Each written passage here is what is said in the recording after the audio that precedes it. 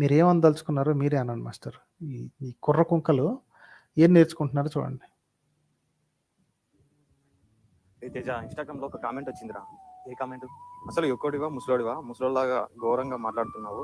నువ్వు చెప్పే దశాబ్దాలు ఒక్కటైనా తవ్వకాల్లో బయటపడ్డాయా? పుస్తకాల్లో తప్ప ఈ ప్రపంచంలో ఎక్కడ తవ్వకాలు జరిపినా బయటకి ఉంది గౌతమ్ బుద్ధుడు. ఆయన గురించి తెలుసుకోండి అని కామెంట్ చేశాడు. ఓ ఆ కామెంటా? దానికి మంచి ఆన్సర్ నేను ఇస్తా. అతనికే కొంచెం పొలం ఉందనుకో, అతని పూర్తి విన్నారు కదా ఏమన్నాడు? ఇప్పుడు ఆన్సర్ ఇస్తాడంట. ఆన్సర్ కూడా ఇందురు కానీ దశావతారాలకి ఏమన్నా ఇది ఉందా? ఎక్కడ తవ్వినా సరే బుద్ధుడే కనిపిస్తున్నాడు కదా, బుద్ధుడి తవ్వక బొమ్మలు తప్ప ఇంకేం కనిపిస్తున్నాయి అని అడిగితే దానికని నేను ఆన్సర్ ఇస్తా అని చెప్పేసి ఆన్సర్ ఇద్దామని మొదలుపెట్టి ఏం చేస్తాడో చూడండి. పూర్వీకులు కొనింటారు, కానీ అతనికి ఏమైనా ప్రూఫ్ ఉంటుందా వాళ్ళే కొనారని?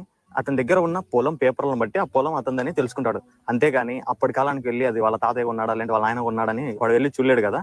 అలాగే మనం కూడా వాడు ఇప్పుడు ఏమన్నాడు, మీ దగ్గర ఉన్న బుక్స్ లో మాత్రమే దశావతారాల గురించి ఉంది, తవ్వకాల రావట్లేదు కదా అన్నాడు.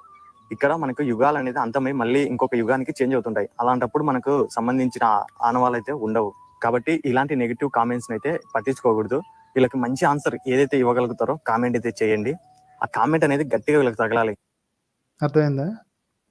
ఈడీడు ఇంకెవడో చెప్పాలి ఈడికి. ఏమన్నాడు? మా పుస్తకాల్లో రాసి ఉంది కాబట్టి అదే నమ్మేసుకోవాలి. ఏం పాతకాలంలో ఏమిటి ఈ పొలం నాది అని చెప్తే ఏంటి పొలం కాగితాలు చూస్తాం కానీ అంతకుముందు వెళ్ళి తవ్వకాల్లో ఎవరెవరు ఉన్నారు ఏమిటని చూస్తావా అని అడిగాడు. వెంటనే ఏమన్నాడు? యుగాంతం అయిపోయింది అని. యుగాంతం అయినప్పుడు పుస్తకాలు ఏం చేస్తున్నాయిరా? మీ పుస్తకాల్లో రాసుకున్నారన్నావు కదా, ఆ పుస్తకాలు ఆ యుగంలో రాసినవిడివా ఈ యుగంలో రాసినాడు? ఈ యుగంలో రాసినట్టు దొంగనాగుడికి ఏదో కబుర్లు రాసి ఉంటాడు కదా, దొంగ వెధవలు. రైట్. సో ఈ పిల్ల వెధవలకి ఏం చెప్పాలండి, ఎలా చెప్పాలండి? ఇంగితం అనేది ఎందుకు ఉండట్లేదండి వీళ్ళకి? రైట్. ఆల్రెడీ ఇక్కడ రాసింది చూడండి ఎవడు.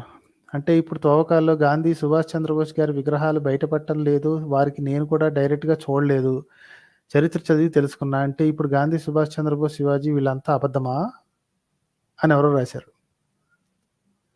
వాళ్ళు మూర్ఖులు అనే పదం కూడా తక్కువ బ్రో అని. ఎవరి గురించి ఎవరు మాట్లాడుతున్నారో మనకు అర్థం కావట్లేదు కానీ బట్ ఇలాంటివి వస్తే ట్రై టు రెస్పాండ్ అండి. కనీసం కొంతమందినా రెస్పాండ్ చేయండి. చదువు సంధ్యలు మానేసి ఈ సొల్లు కబుర్లు ఈ సొల్లు పుస్తకాలు మానేసేసి పోయి చదువుకోండిరా బాబు, దేశానికి ఉపయోగపడతారు. ఇట్లాంటి బేవకూఫ్ మాటలు మాట్లాడి తర్వాత వెధవలు అయిపోతారండి. ఇంకొక విషయం ఆలోచించండి, ఇలాంటి వాళ్ళు ఇంకొక 30 years తర్వాత వీళ్ళు తండ్రులు అవుతారు కదా, వీళ్ళు తండ్రులు లేకపోతే వీళ్ళు సీనియర్స్ అవుతారు, వీళ్ళ పిల్లలు పెద్దోళ్ళు అవుతారు కదా. ఆ పిల్లలకి అర్థమైంది అనుకోండి, మా నాన్న ఒక బేవకూఫ్ గాడు అని తెలిస్తే ఎంత బాధగా ఉంటుంది.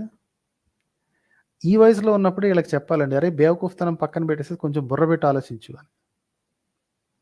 ఇచ్చే ఆన్సర్